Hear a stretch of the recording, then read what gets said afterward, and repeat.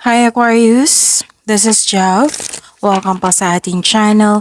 At ito ang inyong daily vital reading for May 4, 2025. Kung naka-resonate kayo, comment down. Kung hindi kayo naka-resonate, ibigay niyo po sa iba kasi general reading po ito. This is for you, Aquarius.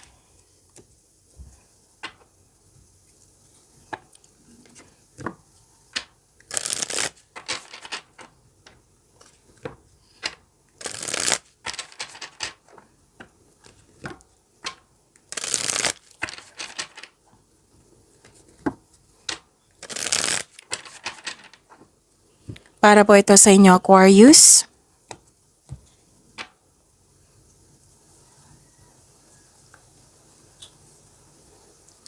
Maraming salamat po sa inyong patuloy na suporta at maraming salamat din po sa mga hindi nag-skip ng ads.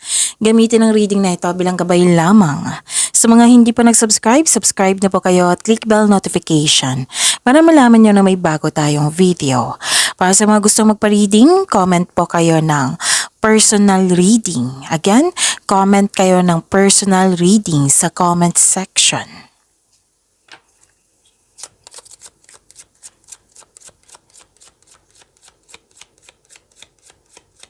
Spirits Guide, mga ganap pa para kay Aquarius ngayong May 4, 2025. I need 3 cards po.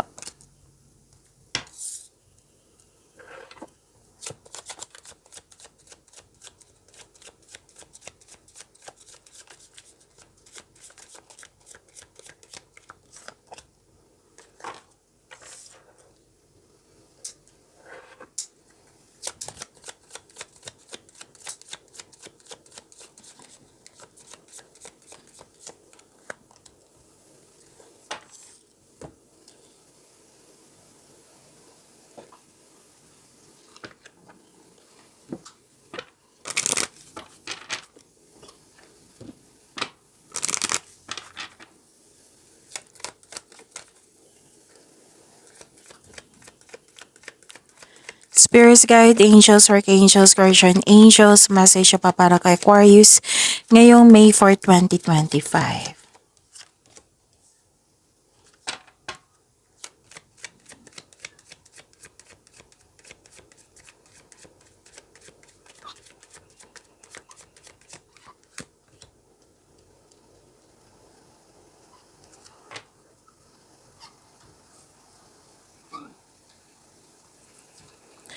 Okay, Aquarius, may malaking influence ang isang babae sa araw na ito.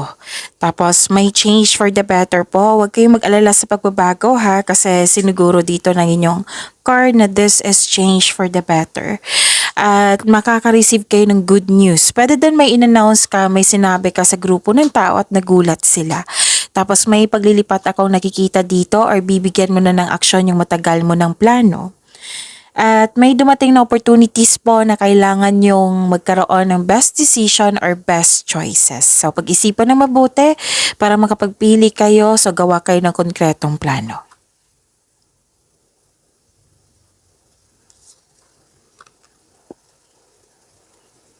Outdoors, sabi po ni Archangel Jophiel, go outside, get some fresh air, and connect with nature to relieve stress and gain new creative ideas. So, sa mga naguguluhan dyan, nabibigatan, na-stress, so sabi po ng Archangel Jophiel, labas po kayo.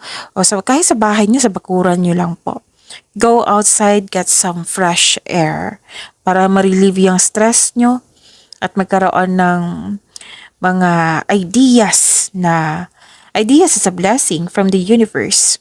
Okay? So, yan po yung sabi ni Archangel Jophiel. Wow, ganda naman. Tingnan nyo.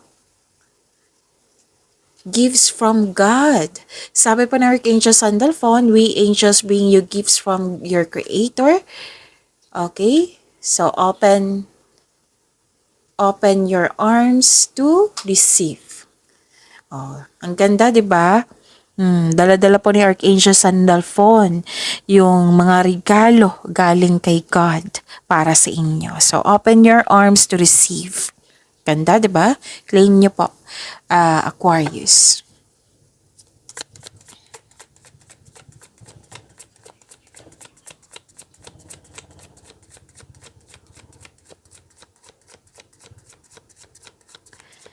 Spirit Guide, ano po yung energy ni Aquarius ngayong May 4, 2025?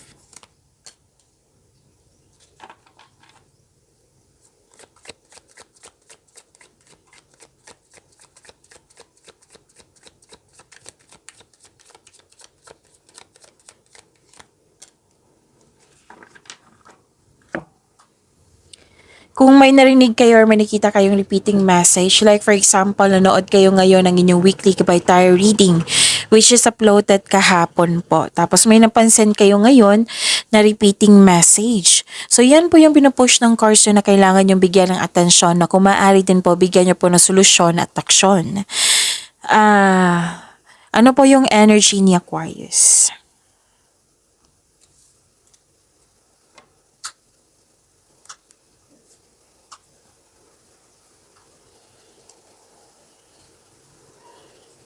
Okay, so nagkaroon ng healing.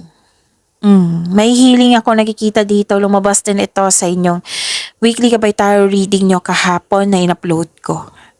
I'm sure. Oo. At saka, yes, claim this healing. Lahat gusto nito. Lahat ng sign gusto nito at nasa iyo yung healing. Claim nyo po, Aquarius. Pwede na hinahayaan mo ang sitwasyon na matapos po. At ang sabi ng card nyo dito, remind yourself, let go, and move forward. Kasi kung kakapit ka sa nakaraan, yan yung pumipigil sa paglitaw ng isang bagong simula. So, walang mangyayaring moving on or walang open doors kung magkakaroon ng stagnation. So, you have to let go and move forward.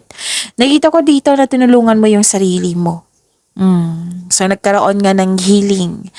So, ang reminder lang ng card dito, ni-remind kayo na huwag nyo daw ipagpaliban yung kasaganaan na naghihintay sa'yo. It might be this is an offer or opportunity, na kailangan ng action. So, sabi ng card dito, huwag nyong ipagpaliban.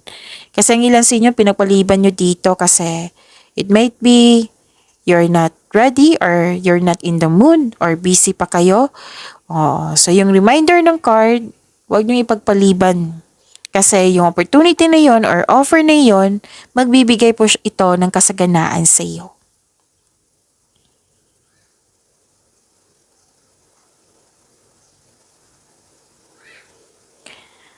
At may nakita ako ditong,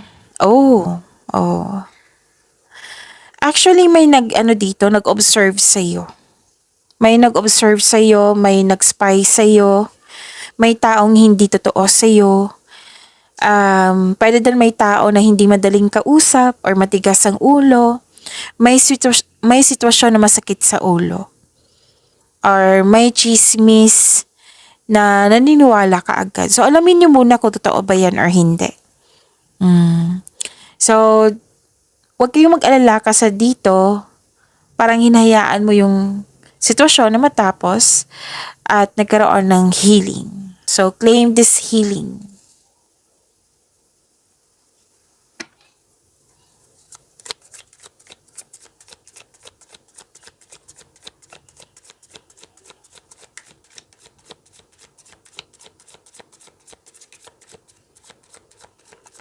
Spirit Guide, Career and Money ni Aquarius.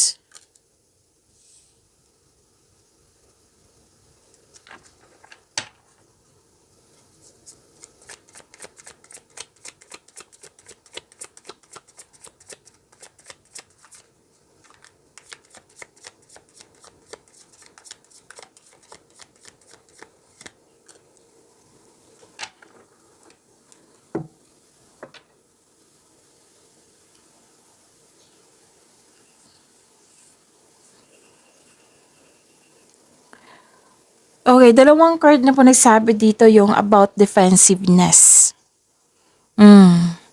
Nakita ko rin dito, nagkaroon ng assertiveness or paninindigan. And this is also, gumagawa kayo ng plano or this is strategy plan. May ganap na negotiation for a raise ng allowance, sweldo or kontrata. Yes, magkakaroon ng successful agreement. Wow, claim niyo po, Aquarius. Challenges may arise in your career, pero please know, sabi ng card, temporary lang ito. So may ganap na challenges or struggle, pero buong tapang mo itong harapin, katapangan at kumpiyansa sa gitna ng anumang klaseng atake. Pwede din may ganap na pinagtanggol mo yung kaibigan mo or kasamahan mo laban sa iba. Sa career and money niyo po ito ha, Aquarius. So iwasan nyo lang magtutok sa problema, yung nag-focus kayo sa hindi nyo makontrol. Oo, kasi magdudulot ito ng pagtigil. Yan yung reminder ng card nyo po. Okay, so focus kayo dito sa successful agreement. Kasi ang ganda. Magkakaroon ng negotiation para sa pag-level up nyo po. Wow.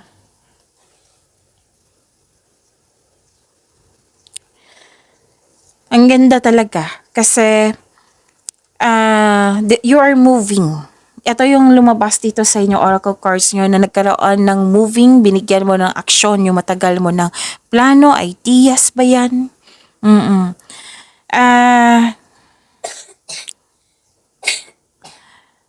Kasi may tao dito na sobrang masakit na sinasabi.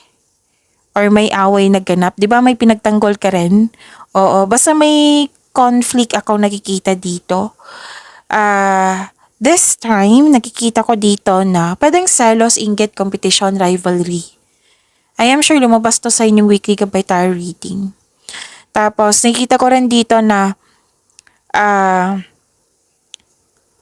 ang advice ng card, unang advice talaga is hanggat maaga, iwasan mo na lang. Pero kung too much na yung below the belt, baka kailangan ng maging, yung do a legal move kung kinakailangan. Para ipagtanggol yung sarili mo laban sa iba sa maling paratang ng taong ito. Okay? So, ito yung nakikita ko kasi sobra na gagawa ka na ng aksyon. Kasi sobra na. Pwedeng umiwas ka, andyan siya pero you limit yourself. Pwede din gumagawa ka ng legal moves. Basta you're finding a solution. Sabi po ng card dito. So, pasensya na po sa ingay ha. May dumaan, maingay. So, this is good kasi yung pwedeng kahapon or the other day, last week, nagkaroon ng pagtigil. Now, you are moving na. It might be may decision na. Oo. So, yun na, yung paalala ni Archangel Jophiel kung if you're stressed na, get some fresh air. Kahit sa labas lang po. Kahit mag-walking exercise lang kayo dyan na sa labas ng bahay nyo or sa bakuran nyo or sa terrace nyo. Get some fresh air. Yung pahinga. Kasi kailangan natin yan eh. Dito na lang tayo mag-focus sa sa successful agreement. Kasi ang ganda.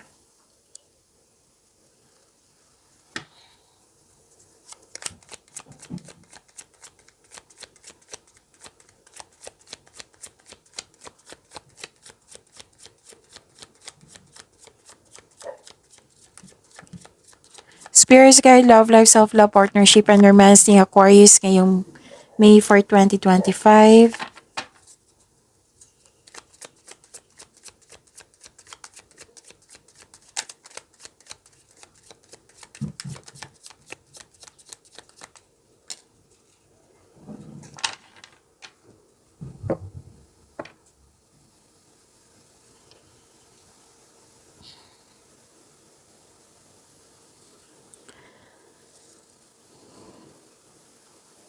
May iniisip kayo dito Aquarius. May tinanggap po daw kayo na pinagsisihan nyo.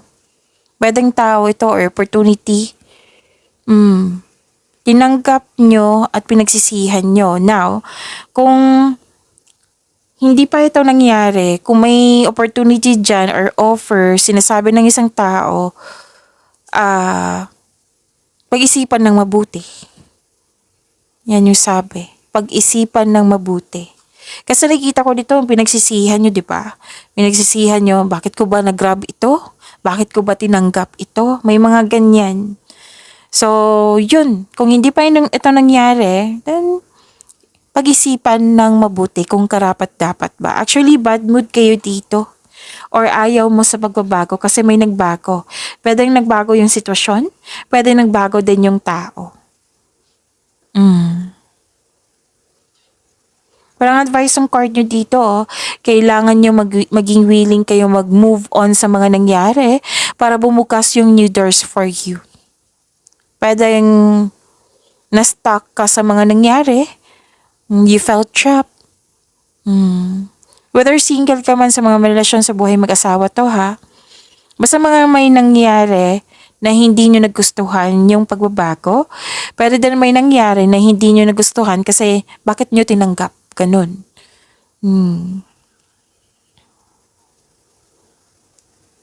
May dahilan yan. May dahilan sa mga nangyari. So lahat naman ng choices na basta natanggap natin tapos hindi natin magustuhan, 'di ba? May mga learnings din diyan. Para next time hindi na natin maranasan. Kaya nga importante dito na pag-isipan ng mabuti, 'di ba?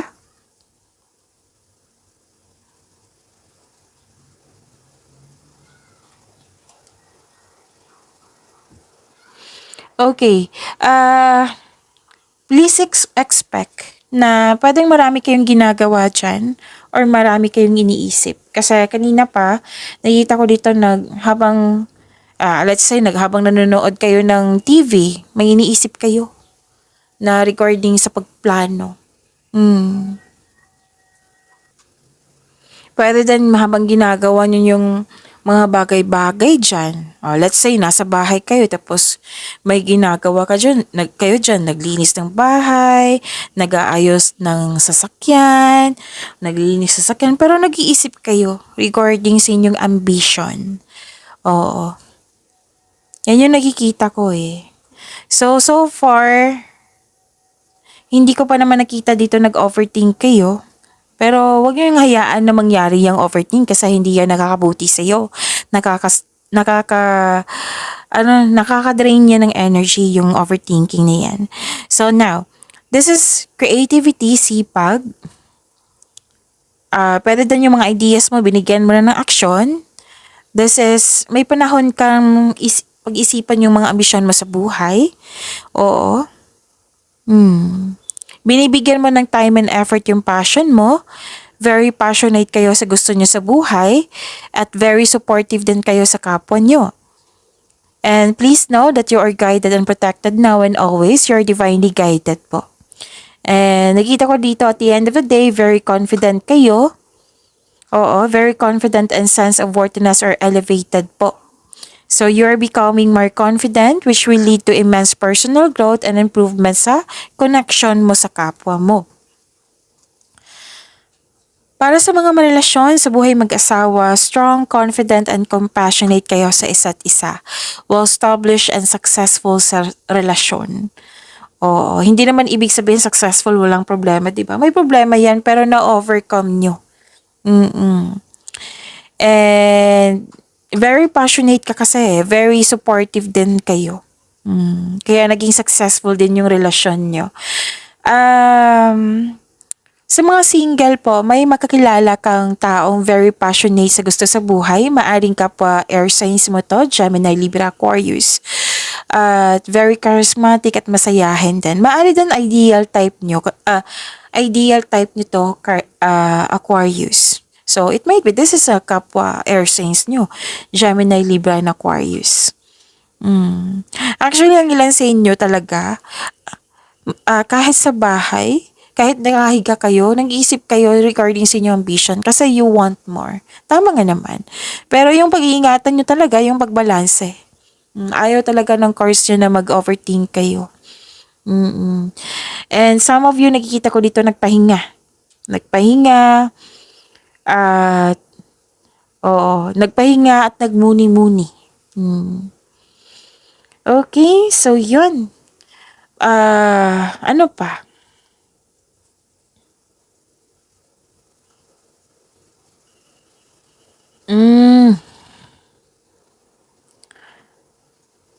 Okay. So kung nagkaroon ko po ng conflict, again, kung nagkaroon ng conflict sa kapwa mo, pwedeng sa partner mo or sa kapwa mo malapit sa iyo, pag-usapan nyo, makinig din kayo sa kanya, sabi po ng card. Basta at the end of the day, pagsikapan nyo na magkaayos kayo at magkaroon ng balanse, siguraduhin nagkasundo kayo. And yun, hindi po daw kailangan magalit. Kumbaga parang opinion tong nakikita ko eh. In my opinion, may ganun. So opinion niya, opinion mo rin. So may sarili tayong choices sa buhay eh. So we have to respect it. Oo. So yun. Sa mga single dito, huwag kayong matakot sa difficulties in love. Mag-put kayo ng clear intention also. Pag-imanin niyo po yung blessings sa binigay sa inyo, Aquarius. See you tomorrow. Maraming salamat po.